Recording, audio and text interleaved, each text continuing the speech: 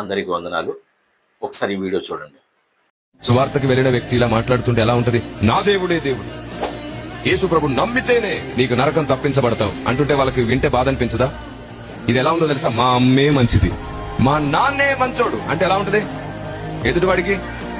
అంటే మరి మా నాన్న సంగతి ఏమిటో అనడా? పౌలు భక్తుడు ఎలా మాట్లాడాడు తెలుసా? ఓ ఏథెన్సు వాసులారా, మీ భక్తి గొప్పది, మీరు అతి దేవతా భక్తి గలవారని నేను చూశాను, పరిశీలించాను. చూస్తూ వస్తుంటే తెలియబడని దేవుడు అని చెప్పి మీరు ఒకటి రాసుకున్నారు కదా, ఆ తెలియబడని దాని గురించి మాట్లాడదాం అనుకుంటున్నాను అన్నాడు. వారిని గౌరవించాడు, వారి భక్తిని గొప్ప చేశాడు, వారిని మంచివారన్నాడు, వారు ఎంత భక్తి గలవారో గుర్తించాడు. తర్వాత మీకు తెలియంది చెప్తున్నానంటే అప్పుడు అందరూ విన్నారు. విని కొందరు రక్షించబడ్డారు. ఎక్కడైనా అంతే, అందరూ రక్షించబడరు. ఎవరి నేత్రములు తెరవబడతాయి, వారు రక్షించబడతారు.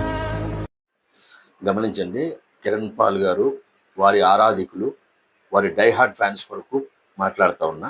జాగ్రత్తగా వినండి, నేను చెప్పింది వినండి, విని లేఖనం చూడండి, తర్వాత కామెంట్స్ పెట్టండి. ముందు జాగ్రత్తగా వినండి నేను చెప్పేది.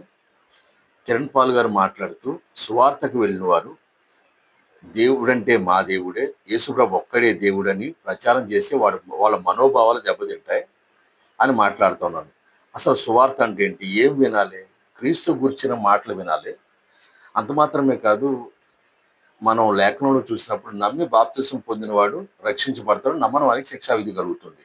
నమ్మి బాప్తిసం పొందాలి, నమ్మిన వారు నమ్ముతారు, నమ్మకపోతే శిక్ష విధించబడుతుంది. సువార్త అదేగా ప్రకటించడం. ఇందులో తప్పే ఉంది. యేసుప్రభు ఒక్కడే దేవుడు కదా. ఇప్పుడు ఒక విషయం చెప్తున్నాను, గమనించండి.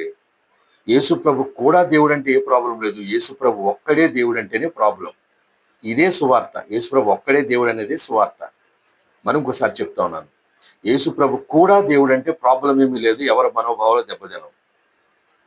యేసుప్రభు ఒక్కడే దేవుడు అంటేనే ప్రాబ్లం. కానీ ఇదే సువార్త, ఇదే చెప్పాలి సువార్త, అది గమనించాలి. మరో మాట చెప్తా ఉన్నారు, మా నాన్న గొప్పవాడు, మా అమ్మ గొప్పది అంటే మిగతా వాళ్ళ నాన్న అమ్మ వ్యక్తిగత విషయాలు. ఉదాహరణకి నలుగురు ఫ్రెండ్స్ కలిసినప్పుడు మాట్లాడుతూ ఉంటాం, మా నాన్నగారు నా గురించి చాలా కష్టపడ్డారా, మా నాన్నగారు గొప్పగా చేశారు, మా నాన్న గొప్పవాడురా అని చెప్తారు. ఇంకో వ్యక్తి మా నాన్న కూడా గొప్పవాడురా, ఇలా చేశారు మా గురించి, మా అమ్మ ఇంత కష్టపడింది అని చెప్తూ ఉంటాం. ఎవరు వ్యక్తిగత విషయం వాళ్ళది, వ్యక్తిగతంగా మాట్లాడుతూ ఉంటాం.